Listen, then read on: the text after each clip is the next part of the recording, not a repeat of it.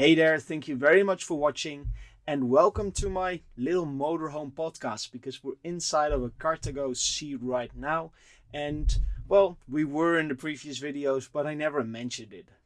So in this video I'm going to talk about some tips and tricks for free camping Europe.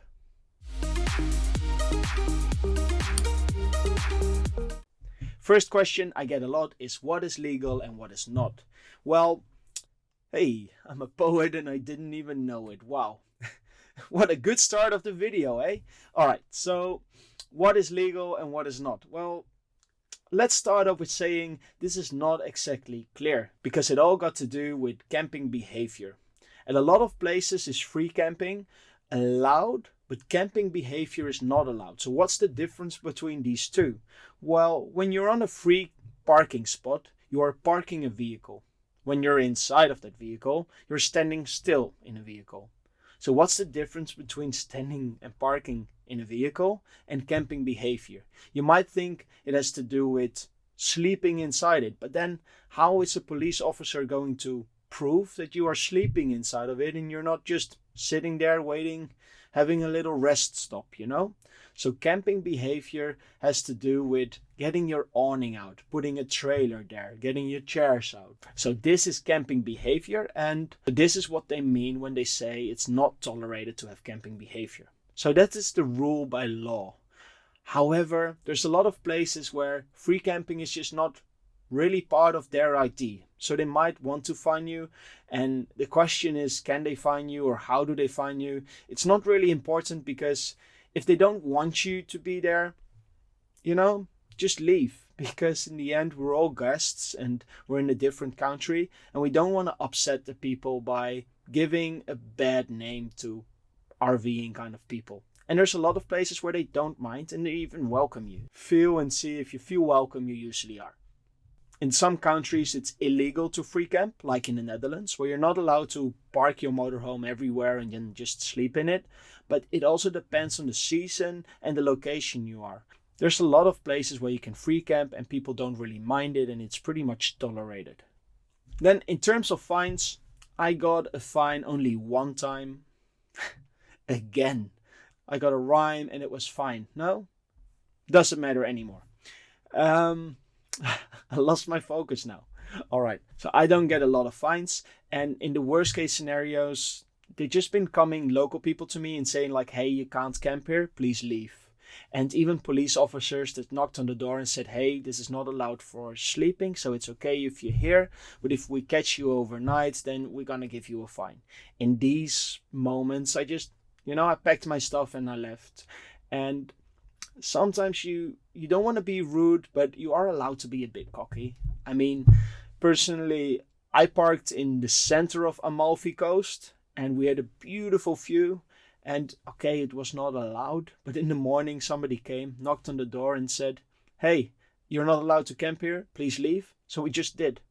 After a night of some good food and some strolling around the city, of course, but if that's the worst thing that can happen, I'm happy to take the risk. It's almost a bit like a sport. Okay, next up, what places are easy and what places are harder?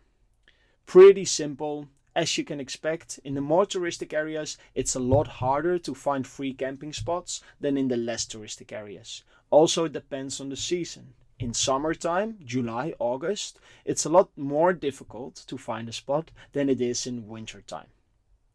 So in my experience, I never have any issues in countries like Germany, Poland, Romania, Hungary.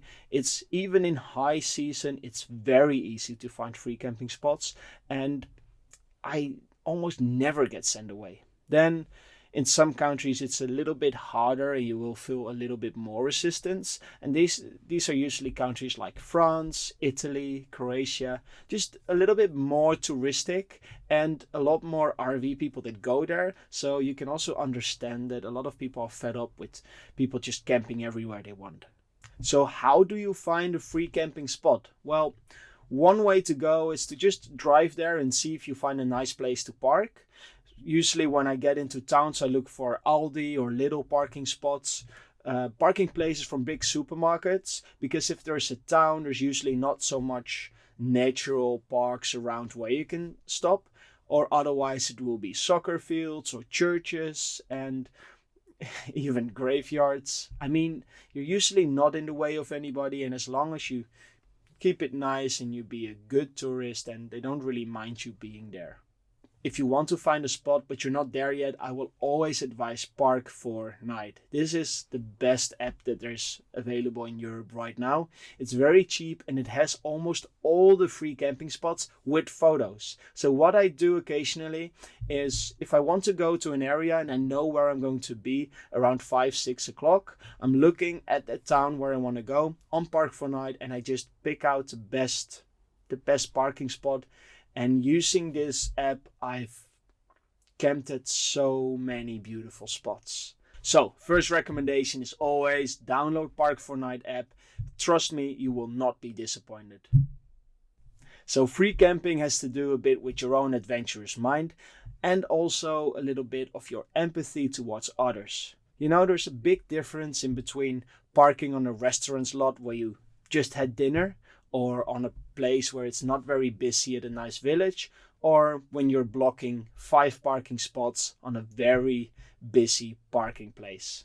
So, you know, just think to yourself, would I be bothered if somebody would do this in my own town? If not, you're usually fine.